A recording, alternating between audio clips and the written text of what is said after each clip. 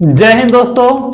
आप सभी लोग कमेंट कर रहे थे कि सर गुणनखंड करना बता दीजिए, गुणनखंड करने में दिक्कत होती है।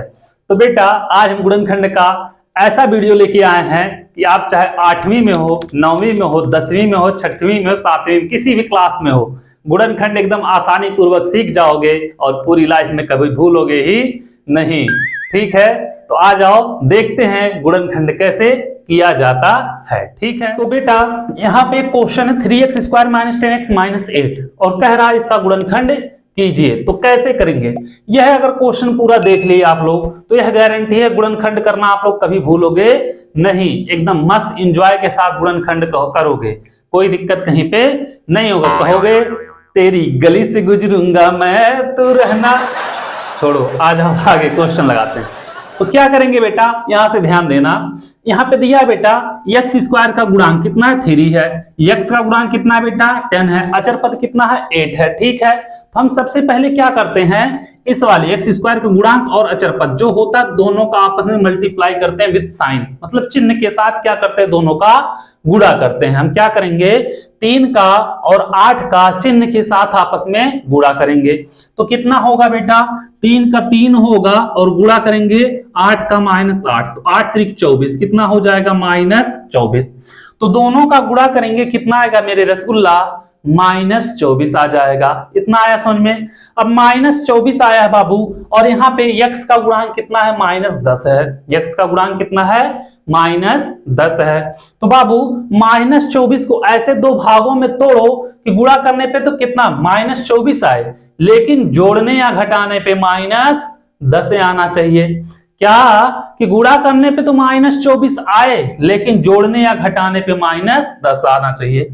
यहाँ पे बेटा 3 है, 3 ना होता कुछ भी नहीं होता, तो 1 रहता, तो 1 में इस संख्या का गुणा करते तो वही संख्या आता। तो हमेशा इस वाले जो x स्क्वायर का गुणांक होता उसमें इसका हमेशा गुणा होता है।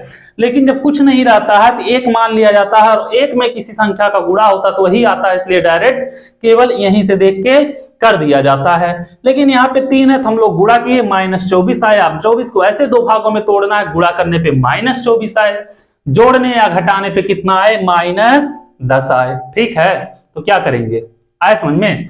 देखो बेटा क्या होता है, 12 दूनी 24 होता है और हम कह दें -12 और गुणे 2, तो कहोगे हाँ सर आ तो गया -24। तो -12 गुणे 2, 12 दूनी -24, और यहाँ पे कितना -24 आ गया। आया इतना बात समझ में, कोई दिक्कत नहीं। अब बाबू अगर हम करें, क्या करें, -12 या +2 है ना, यहाँ पे अगर हम +2 करें तो कितना होगा, -12 + 2 बराबर -10।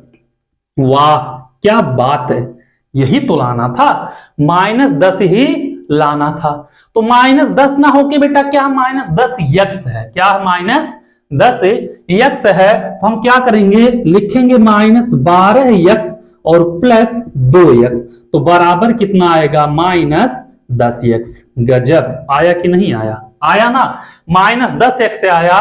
और क्या होगा बेटा, -12x + 2x से। ठीक है, कोई दिक्कत नहीं होगा। इतना समझ में आया। अब बाबू यह चीज उठा के हमें इस जगह पे रखना पड़ेगा, इस वाले जगह पे रखेंगे तो -10x की जगह आप अगर लिख दें -12x + 2x, तो कोई दिक्कत होगा नहीं, होगा ना। तो देखो यहां पे हम क्या लिखेंगे, 3x स्क्वायर है तो रहेगा बेटा 3x स्क्वायर, यहां पे हो जाएगा -12x, यहां पे हो जाएगा +2x। ठीक है, -12x + 2x और -8 बचा हुआ है। इसको अब तोड़ दिए आप लोग बेटा, इतना समझ में आया।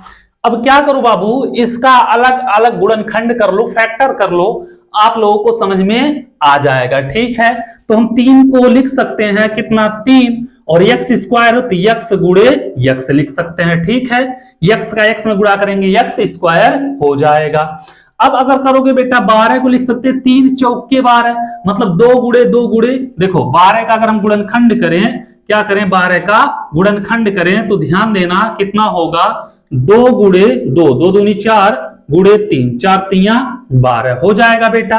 तो हम लिख सकते हैं यहाँ पे 2 गुणे 2 गुणे कितना होगा बेटा 3 हो जाएगा और गुणे में यक्स अभी बचा हुआ है, तो 2 गुणे 3 गुणे यक्स हो जाएगा। समझ में आया बेटा? यहां पे 2 यक्स है तो रहने दो, प्लस है 2 गुणे यक्स, ठीक है। -8 है तो बेटा यहां पे हम थोड़ा सा मिटा रहे हैं, इसका काम तो है नहीं हम लोगों को। चलो -8 है तो 2 दूनी 4 दूनी 8, तो हम लिख सकते हैं बेटा 2 गुणे 2। आया समझ में? अब यहां इसलिए ऐसा किए बाबू, कुछ बच्चों को आता होगा तो कहोगे सर आप लंबा कर रहे हैं, फंसा रहे हैं, टाइम ले रहे हैं, लेकिन जिसको नहीं आता उसको भी समझ में आ जाएगा, ठीक है। तो क्या करोगे यहां पे देखना बेटा, क्या करेंगे हम, इसमें और इसमें दोनों में कॉमन देखेंगे, और इसमें दोनों में कॉमन, मतलब इन दोनों को एक साथ और इन दोनों को एक साथ देखेंगे। इसमें दोनों में कॉमन क्या है और इस दोनों में कॉमन क्या है, ठीक है। अब देखो बेटा यहां पे 3 है, यहां पे भी 3 है, तो हम 3 क्या करेंगे, कॉमन ले लेंगे। यहां पे यक्स है, यहां पे भी यक्स है, तो हम यक्स भी कॉमन ले लेंगे। जब कॉमन हो गया तो उसको बाहर करेंगे और जो बचा हुआ है बेटा उसको ब्रैकेट के अंदर लिखेंगे, ठीक है। तो यहां पे कितना है बेटा, बच क्या रहा, यक्स बच रहा, तो यक्स हो गया। माइनस बेटा यहां पे बचा है देखो माइनस, तो माइनस 2 गुणे 2, 2 दूनी 4, तो हो जाएगा -4। यहां पे साइन क्या है बेटा, प्लस है। एक चीज हमेशा देख के चलना, इसमें दूसरे वाले में कॉमन लिया जाए तो यही चीज आना चाहिए। तो देखना बाबू यहां पे 2 है तो 2 हम कॉमन ले रहे हैं, ठीक है। क्या होगा, यहां पे भी 2 है, यहां पे भी 2 है, दोनों में 2 है तो 2 कॉमन हो गया। यहां पे x है, यहां पे x नहीं है, तो छोड़ो जाने दो, अब कुछ कॉमन नहीं होगा। तो यहां पे हो गया बेटा x माइनस 2 दूनी 4, देखो यहां माइनस है तो माइनस 2 दूनी 4 हो गया। दोनों में ब्रैकेट वाला सेम आना चाहिए, ठीक है, ये चीज ध्यान देना आप लोग। अगर सेम है तब तो सही है, नहीं तो कहीं ना कहीं कुछ तो घोटाला है, ठीक है। तो अब क्या करेंगे बाबू, दोनों में दिख रहा है x-4, इसमें भी दिख रहा है x-4, मतलब इसमें भी दिख रहा है, इसमें दोनों में दिख रहा है, तो फिर हम क्या करेंगे, x-4 को कॉमन ले लेंगे। x-4 कॉमन ले लेंगे बेटा, बचेगा क्या, 3x और क्या बच जाएगा, +2। तो इसका गुणनखंड हो जाएगा मेरे रसगुल्ला x-4 और 3x + 2, ठीक है।